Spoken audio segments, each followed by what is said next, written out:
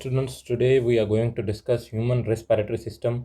Human के जो respiratory system है उसको स्टडी करने जा रहे हैं। ये चैप्टर रेस्पिरेशन या गैसेस एक्सचेंज का एक इम्पॉर्टेंट जो है ना वो टॉपिक है। इसको हम क्लास 9th या मैट्रिक की बायोलॉजी की लेवल तक जो है ना वो डिस्कस करेंगे। चलिए डिस्कस करते हैं। ह्यूमन रेस्पिरेटरी सिस्टम है क्या, ये रेस्पॉन्सिबल होता है किस चीज़ के लिए, ब्रीथिंग के लिए या गैसेस एक्सचेंज के लिए। इनको हमने 2 मेजर पार्ट्स में डिवाइड किया गया है।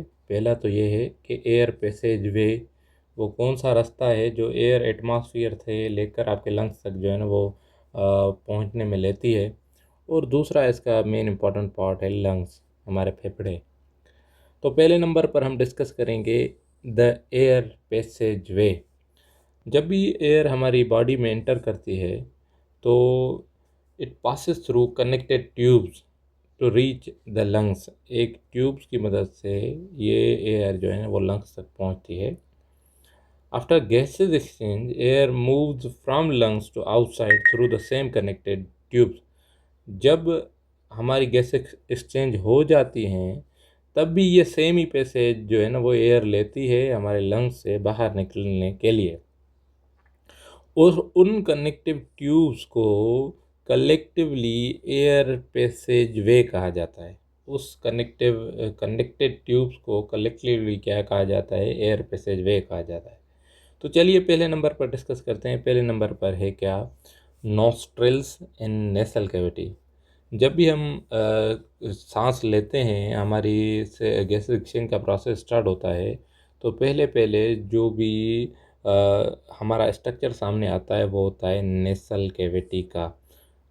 Nasal cavity is a made up of 2 narrow cavities. ये दो नाक की आपकी 2 कैविटीज़ हैं, नाक के अंदर एक कैविटीज़ हैं, 2 narrow cavities between nostrils. Between क्या है, नॉस्ट्रल्स एंड फेरिंग्स। नॉस्ट्रल्स उन चीज़ों को कहते हैं जो नाक के आपके सुराख होते हैं जिससे एयर अंदर आती है, उसको हम क्या कहते हैं, नॉस्ट्रल्स कहते हैं। इस नॉस्ट्रल्स से लेकर आपके फेरिंग्स तक, आपके गले वाले रीजन तक जो स्पेस है, इस स्पेस को हम क्या कहते हैं, नेसल कैविटी कहते हैं। क्या कहते हैं, nasal cavity. Air इंटर्स the nasal cavity through nostrils. जब भी एयर अंदर आती है तो नॉस्ट्रल्स के थ्रू अंदर आती है। नॉस्ट्रल्स का मतलब आपको मैंने बताया, वो सुराख जो आपके नाक के 2 सुराख होते हैं उसे हम नॉस्ट्रल्स कहते हैं। Fine hair like structure found in nasal cavity to filter क्या करना है, एयर को फिल्टर करना है या लार्ज डस्ट पार्टिकल्स को जो है ना वो ट्रैप करना है। आपकी नेसल कैविटी के अंदर जो है ना हेयर लाइक स्ट्रक्चर मौजूद होते हैं, हेयर मौजूद होते हैं। वो क्या करते हैं कि हवा को फिल्टर करते हैं और लार्ज डस्ट पार्टिकल्स को ट्रैप करते हैं। उसके अंदर म्यूकस भी मौजूद होता है। Mucus on the walls of nasal cavity also trap small dust particle. Mucus जो है ना वो भी आपकी बॉडी के अंदर नेसल कैविटी के अंदर मौजूद होता है। वो डस्ट पार्टिकल्स को जो क्या करता है, ट्रैप कर लेता है, जिसे आप ज़ुकाम भी कह सकते हैं या कोई बलगम वाला स्ट्रक्चर जिसे हम कह सकते हैं। Mucus also warms the air. Mucus warm करता है एयर को, क्या करता है, वार्म करता है, उसका टेम्परेचर डाउन करता है। Keep its temperature nearly equal to the body. इसका टेम्परेचर जो है ना वो बॉडी के इक्वल करता है। ये देखो, नाक के हमारे जो नॉस्ट्रल्स हैं यहाँ से आएगा, उसके बाद ये सारी की सारी क्या है, नेसल कैविटी है। क्या है, नेसल कैविटी। यहाँ से लेकर यहाँ फेरिंग्स तक, गले वाले रीजन तक जो भी है, यहाँ पर एक स्ट्रक्चर है, इसको हम क्या कहते हैं, नेसल कैविटी कहते हैं।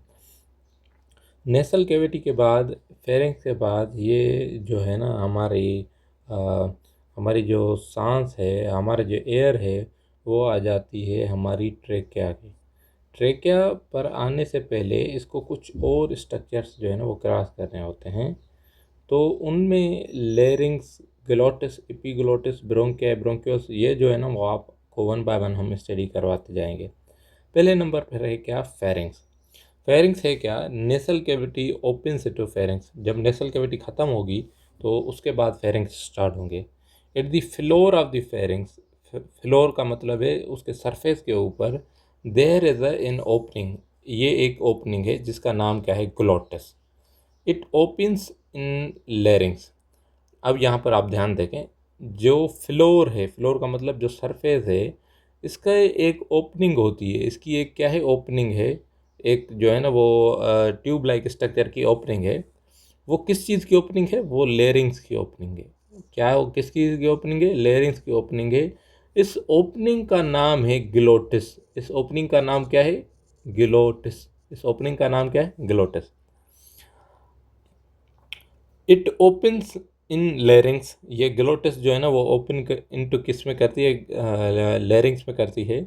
ग्लोटिस के ऊपर एक ढक्कन नुमा स्ट्रक्चर मौजूद होता है by the flap call epiglottis.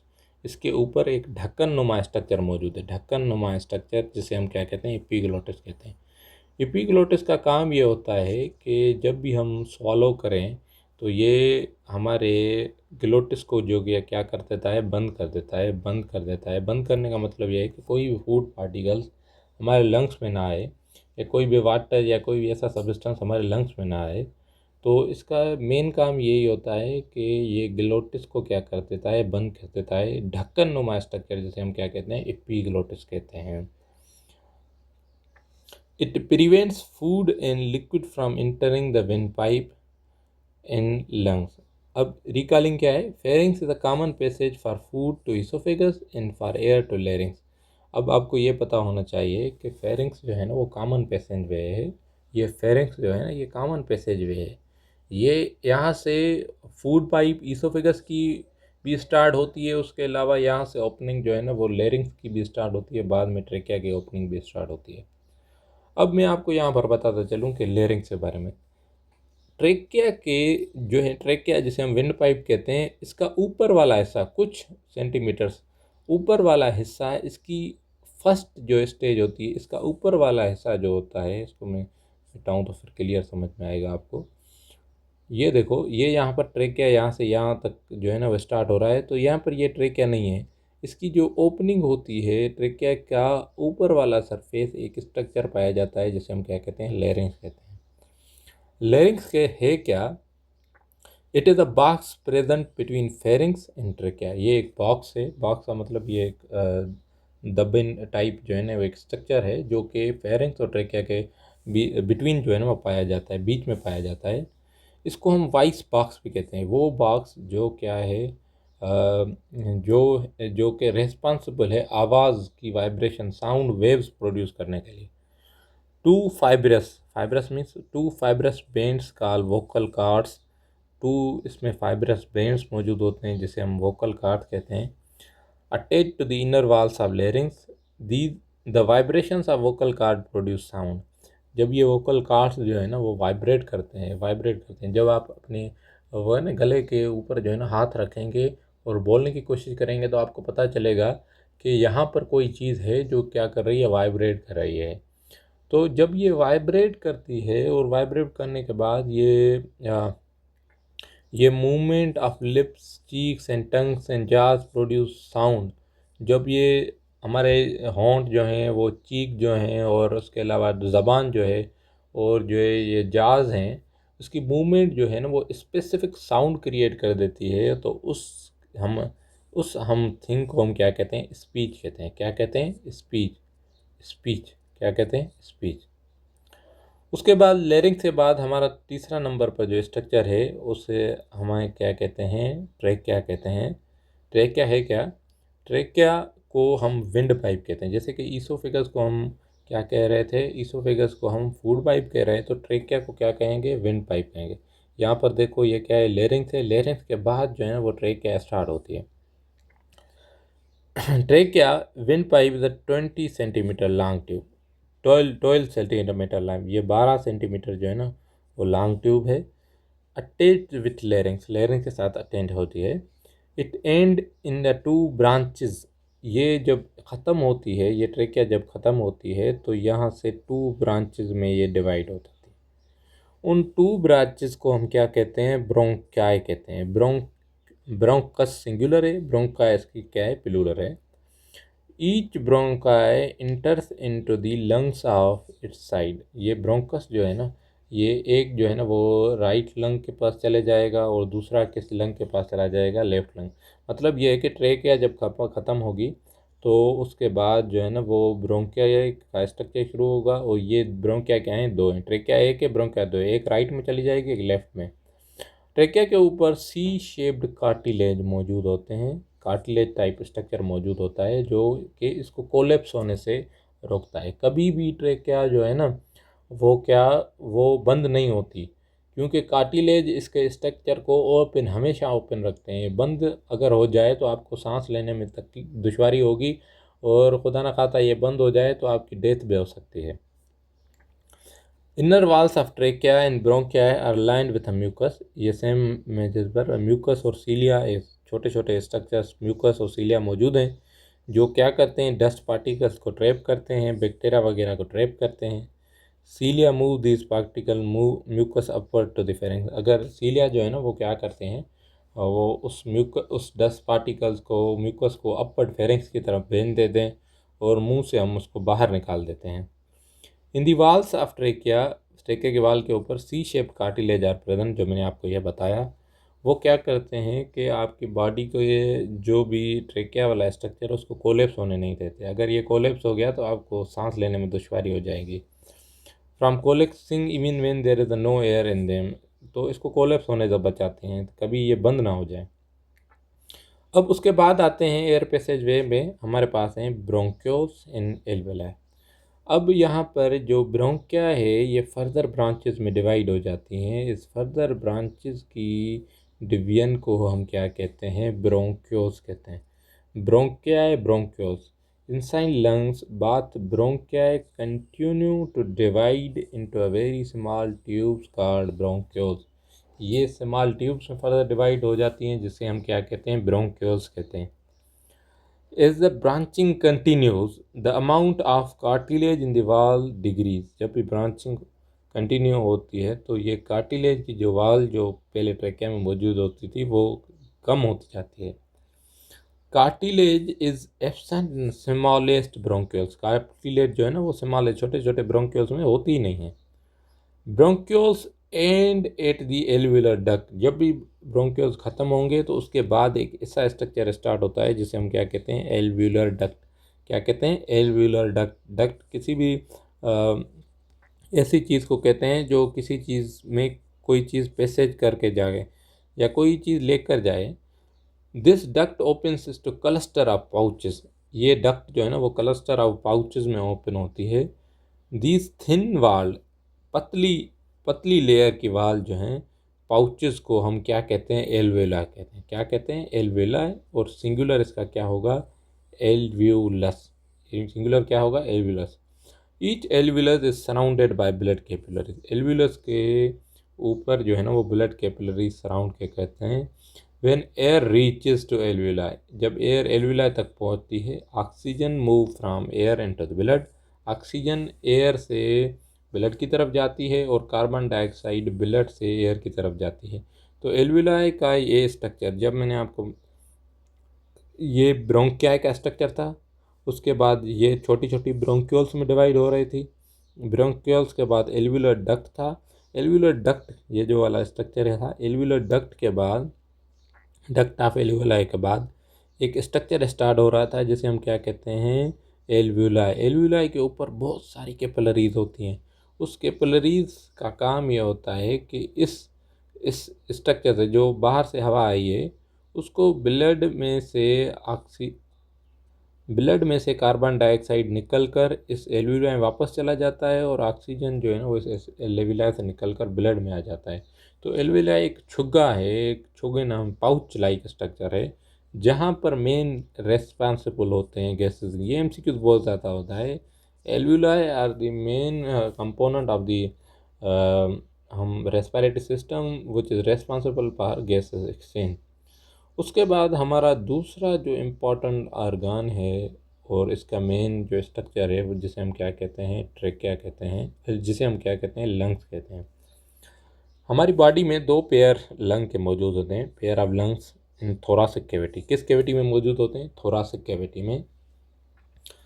From above and side lungs are enclosed by chest wall. ऊपर से भी और साइड में से भी एक स्ट्रक्चर मौजूद है जो इसको इनक्लोज बंद करता है, उसको हम क्या कहते हैं, चेस्ट वाल कहते हैं। Thick muscular structure called diaphragm. Diaphragm एक ऐसा मस्कुलर मसल का एक ऐसा स्ट्रक्चर है जो कि इसके लंग्स के नीचे मौजूद होता है, जो इसको सेपरेट करता है किससे? Abdominal cavity. तो थोरासिक कैविटी को किससे सेपरेट करता है? एब्डोमिनल कैविटी, जहाँ पर आपका स्टमक और दूसरे ऑर्गन्स वगैरह मौजूद हैं। Lungs are spongy. स्पंज आपने देखी होगी, तो उसमें स्पंज की क्वालिटी क्या है कि उसमें पोरस लाइक स्ट्रक्चर मौजूद होते हैं, और जब उसमें आप हाथ डाल लेंगे तो वो स्पंज की तरह सुकर जाता है, और इलास्टिक ऑर्गन है। Left lung is smaller than right lung. Left lung इसका क्या होता है? स्मॉलर होता है। लेफ्ट लंग इसका क्या होता है? स्मॉलर होता है। स्मॉलर क्यों होता है? कि यहाँ पर हार्ट मौजूद होती है ना, इस वजह से इसका स्ट्रक्चर जो है ना वो थोड़ा कम होता है, रिड्यूस हो जाता है। There are two lobes in left lung. Left lung के पास जनरली 2 लोब्स होते हैं, मगर राइट के पास 3 लोब्स होते हैं। ये देखो 1 2 3, इसके पास ओनली 2 लोब्स मौजूद होते हैं। Lungs are enclose in double membrane structure called pleura. Lungs जो है ना वो उसके ऊपर एक लेयर, जैसे कि हम हार्ट को, मैंने आपको पढ़ाया था, हार्ट को जो है ना वो इनक्लोज करती है पेरिकार्डियम, इस वजह से ऐसा ही कुछ स्ट्रक्चर है जो लंग्स को इनक्लोज करता है, प्रोटेक्ट करता है, जिसे हम क्या कहते हैं? प्लूरा। प्लूरा के बीच में, लंग्स और प्लूरा के बीच में एक फ्लूइड मौजूद होता है, जो क्या करता है कि इसकी फ्रैक्शन को कम करता है। जैसे कि पेरिकार्डियल फ्लूइड था, सेरिब्रोस्पाइनल फ्लूइड है, जो कि फ्रैक्शन और इसको नरिशमेंट में काम करता है और प्रोटेक्शन भी देता है। इस वजह से भी यहाँ पर भी एक फ्लूइड मौजूद है, जिसे हम क्या कहते हैं? Pleural fluid. फ्रैक्शन के रिड्यूस करता है between lungs and chest wall. अब हमें यहाँ पर समझना है कि blood circulation in lungs. Pulmonary artery जो क्या करती है, ये मैंने आपको पहले ही सर्कुलेशन वाले चैप्टर में पढ़ाया था। Pulmonary artery carries deoxygenated blood from the heart to lungs. Pulmonary artery एक ऐसी आर्टरी है जो क्या करती है? Deoxygenated blood, DO2 blood carry करती है from heart to lungs. Inside each lung, pulmonary artery divide into small arterioles. Pulmonary artery divide किस में हो जाती है? Arterioles में। Arterioles further divide to make capillaries. Arterioles further divide हो जाते हैं capillaries. Capillaries किसको सर्कुलेट करते हैं? एल्वेलाई को। एल्वेलाई के बाद, आफ्टर सराउंडिंग एल्वेलाई के बाद कैपिलरीज जो है ना वो वीन्यूल्स बनाती हैं।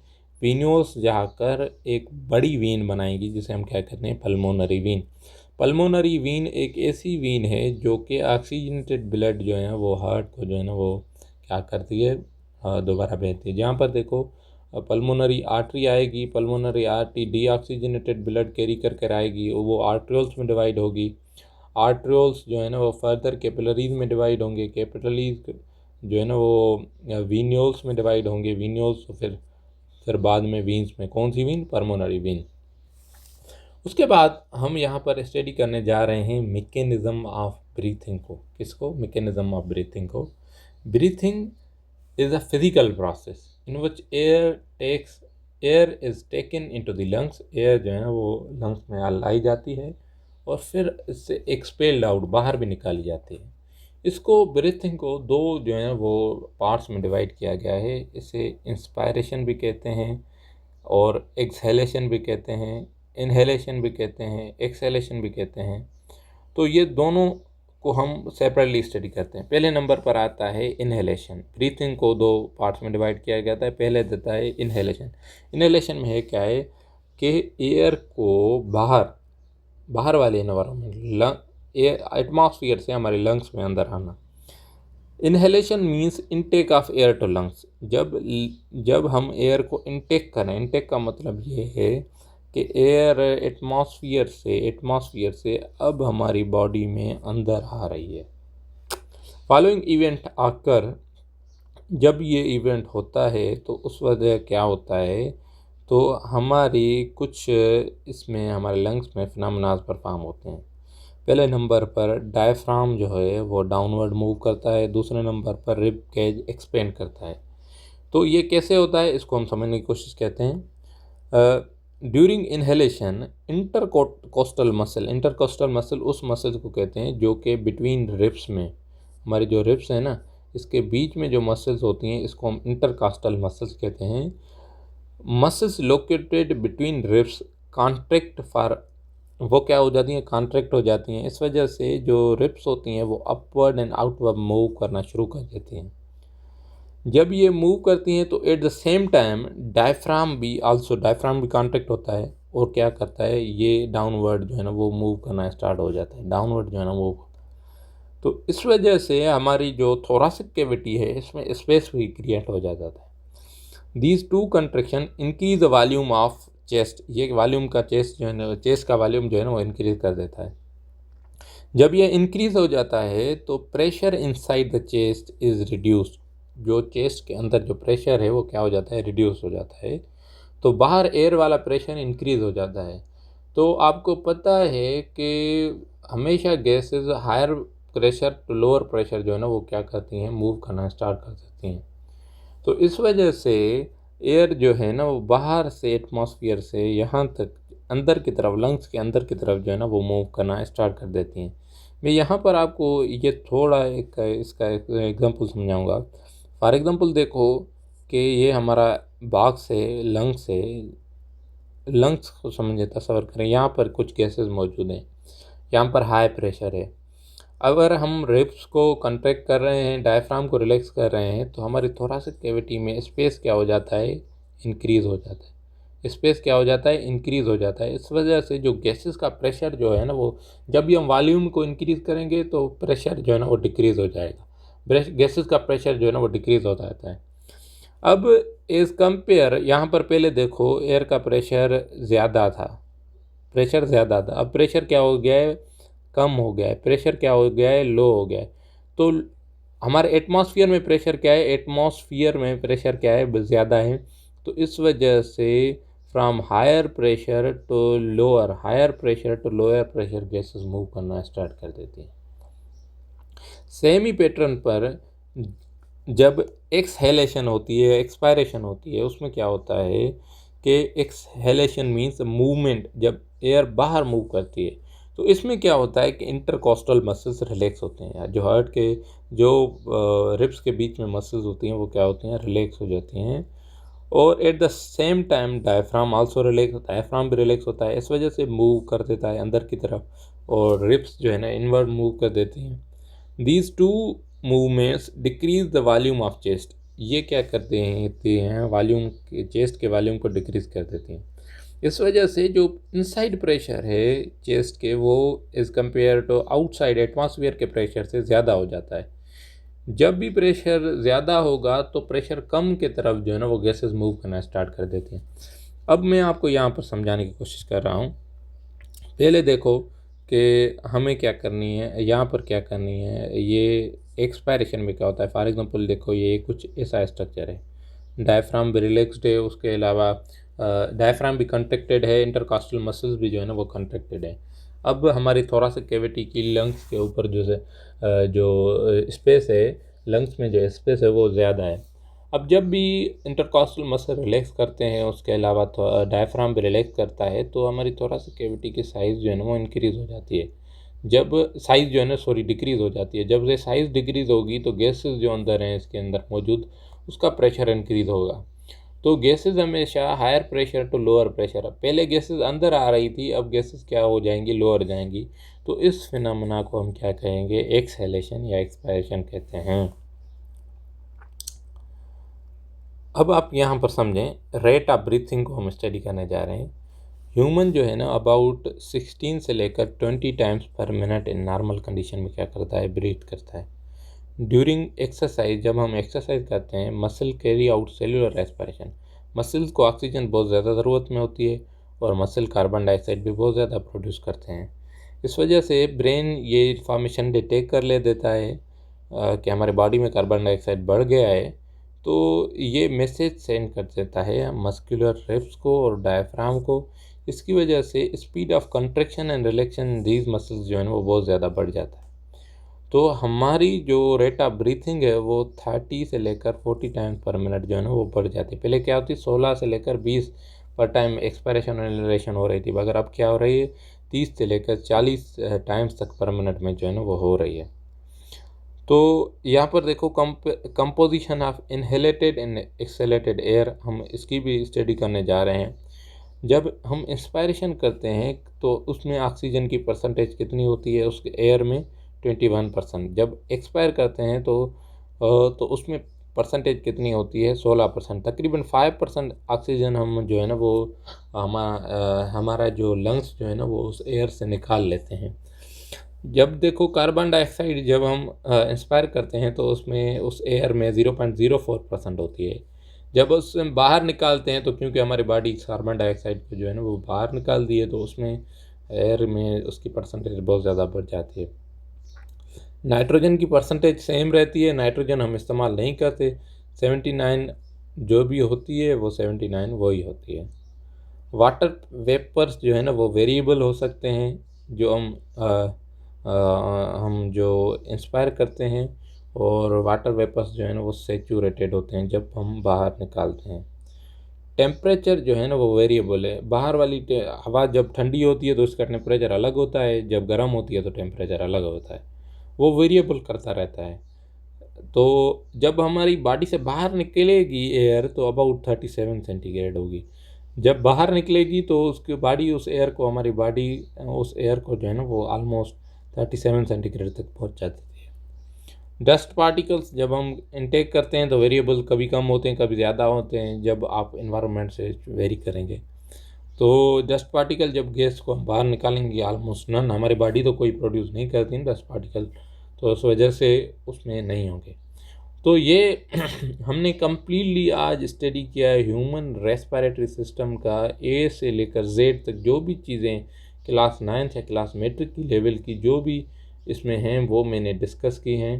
तो मेरे चैनल को सब्सक्राइब ज़रूर करें और वीडियोस को देखना ना भूलें। बहुत शुक्रिया।